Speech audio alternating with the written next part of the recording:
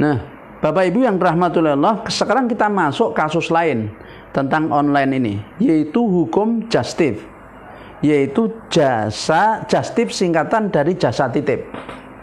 Jadi hukum justip ini, jasa titip, ya.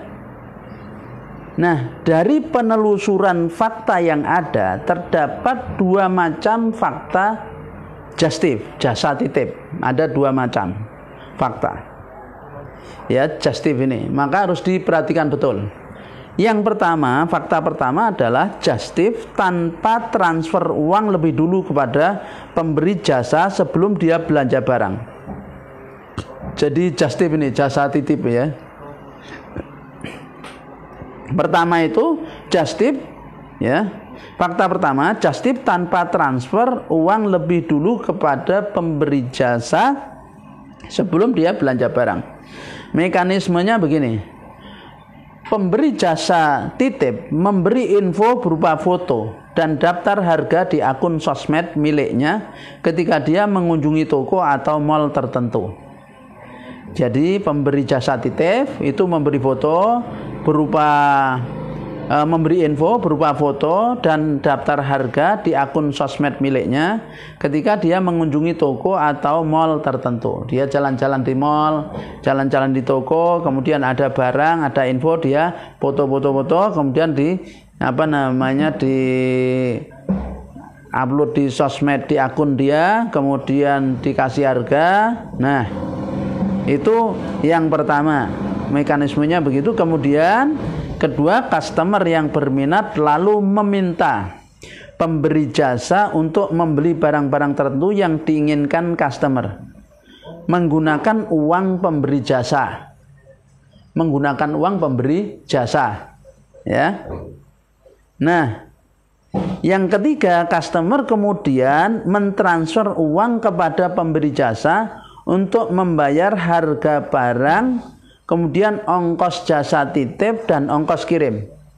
Jadi customer itu mentransfer uang kepada pemberi jasa untuk membayar 1, harga barang, 2, jasa titip, 3, ongkos kirim. Pemberi jasa titip lalu mengirim barang kepada customer. Nah, itu adalah fakta yang pertama. Jadi fakta yang pertama, Bapak Ibu, saya ulangi. Jadi jasa titip ini fakta yang pertama tanpa transfer uang lebih dulu. Nah, kepada pemberi jasa sebelum dia belanja barang. Mekanismenya begini misalnya. Langkah pertama, pemberi jasa titip itu memberi info berupa foto dan daftar harga di akun sosmed miliknya ketika dia mengunjungi satu toko atau mal. Kemudian customer yang berminat lalu minta kepada pemberi jasa untuk membelikan barang-barang yang diinginkan oleh customer menggunakan uang pemberi jasa. Kemudian customer setelah itu mentransfer uang sebanyak harga barang, kemudian ongkos jasa titip, lalu ongkos kirim. Lalu pemberi jasa titip itu ngirim barang ke customernya.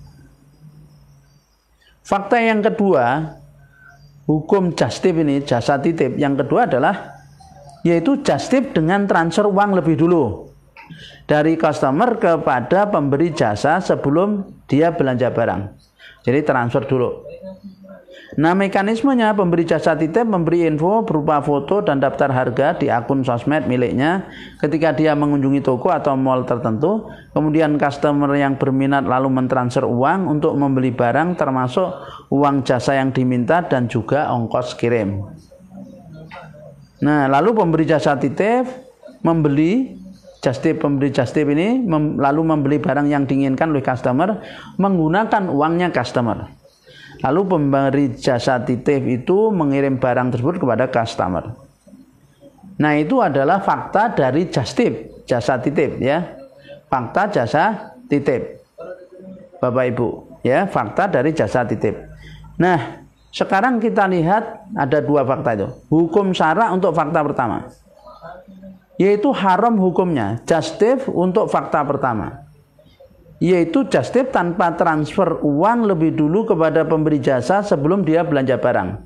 Ini haram hukumnya. Alasan keharamannya terjadi penggabungan antara qard dengan akad ijarah. Ada dua transaksi untuk satu barang.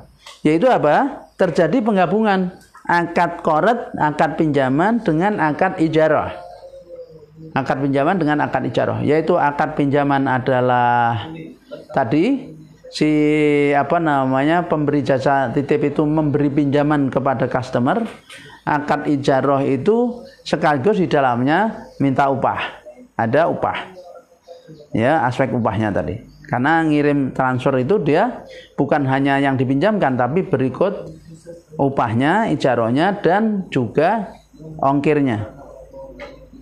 Nah, akad qard pinjaman terjadi ketika pemberi jasa tadi membeli barang dengan uang dia sendiri, bukan dengan uang customer. Karena customer belum transfer. Kemudian akad ijarah jasa terjadi ketika pemberi jasa membelikan barang dan mengirimkan barang yang diminta oleh customer, kemudian dia mendapat upah. Padahal sudah ada dalil Bapak Ibu yang mengharumkan penggabungan dua akad, yaitu qard dengan akad mu'awadhah, yaitu tijarah komersial seperti jual beli, ijarah dan sebagainya. Jadi sudah ada dalil yang mengharamkan penggabungan dua akad, yaitu penggabungan akad qard pinjaman dengan akad mu'awadhah, yaitu akad komersial seperti jual beli, ijarah dan sebagainya. Nah, dalilnya apa? Sabda Nabi SAW, la yakilu salfa bai'un. Jadi tidak halal menggabungkan akad pinjaman dengan akad jual beli atau akad ijarah lainnya. Jadi tidak halal menggabungkan antara akad pinjaman dengan akad jual beli. Hadis riwayat Imam At-Tirmidzi. Nah, itu hukum syara untuk fakta justif yang pertama, yaitu tanpa transfer uang terlebih dahulu. Sekarang hukum syara untuk fakta yang kedua, itu hukumnya boleh. Boleh hukumnya justif untuk fakta kedua, yaitu justif dengan transfer uang lebih dulu kepada pemberi jasa sebelum dia belanja barang. Alasan kebolehannya karena mengamalkan hukum bolehnya wakalah bil ujrah atau bolehnya samsarah. Jadi wakalah bil ujrah atau bolehnya samsarah, ya. Nah, wakalah bil ujrah ini adalah akad di mana seseorang mewakilkan urusannya kepada orang lain dengan memberikan upah kepadanya. Jadi wakalah bil ujrah ini adalah akad di mana seseorang mewakilkan urusannya kepada orang lain dengan memberikan upah kepadanya. Itu namanya wakalah bil ujrah, mewakilkan. Dalil bolehnya wakalah bil ujrah itu adalah, yaitu Syekh Wahbah Zuhaili mengatakan begini. Jadi wakalah sah dengan upah atau tanpa upah. Jadi tasihul wakalatu bi ajrin wa bi ghairin wa bi ghairi ajrin. Jadi sah wakalah dengan upah dan tanpa upah. Di anna Nabiya sallallahu alaihi wasallam kana yab'atsu umalahu li qabdi sadaqati wa yaj'alu lahum umulatan ya. Walihadza qala lahu abna'u am. Jadi wakalah sah dengan upah atau tanpa upah. Kenapa? Sebab Nabi SAW dulu pernah mengutus para amilnya untuk menerima zakat dan memberikan kepada mereka upah. Karena itulah salah satu anak paman beliau berkata kepada beliau, hendaklah Anda mengutus kami untuk mengambil zakat, lalu kami menaikkan tugas kami untuk Anda sebagaimana yang dilakukan oleh orang lain, dan kami pun memperoleh upah sebagaimana yang diperoleh oleh orang lain. Nah, jadi ini adalah hadis tentang kebolehan wakalah bil ujrah. Nah, ketentuan wakalah bil ujrah ini Bapak Ibu, satu, upah yang diberikan kepada pemberi jasa titip wajib berupa uang nominal yang tertentu. Misalnya 500.000. Jadi harus uang nominal tertentu. Ya, artinya tidak boleh tidak tentu. Tergantung besarnya titipan, nggak boleh. Tapi harus tertentu. Jadi tidak boleh beri jasa mendapat uang berupa presentasi dari nilai belanja, tidak boleh. Atau mengambil untung dengan cara melakukan markup harga, tidak boleh. Jadi tidak boleh. Presentase belanja tidak boleh, markup harga tidak boleh. 2. Jika pemberi jasa mendapat diskon atau hadiah dari toko, maka diskon atau hadiah itu adalah haknya customer, bukan haknya pemberi jasa. Kecuali kalau misalnya sudah diberikan customer, nanti nggih pun iki rezeki jenengan. Nah, lain. Jika pemberi jasa memerlukan ongkos transport dan lain-lain untuk belanja, maka beban ini menjadi tanggung jawab customer. Ya. Jadi jika pemberi jasa memerlukan ongkos transport dan lain-lain untuk belanja, maka beban ini menjadi tanggung jawabnya customer. Nah, ya. Itu Bapak Ibu tentang just tip. Sekarang samsaroh.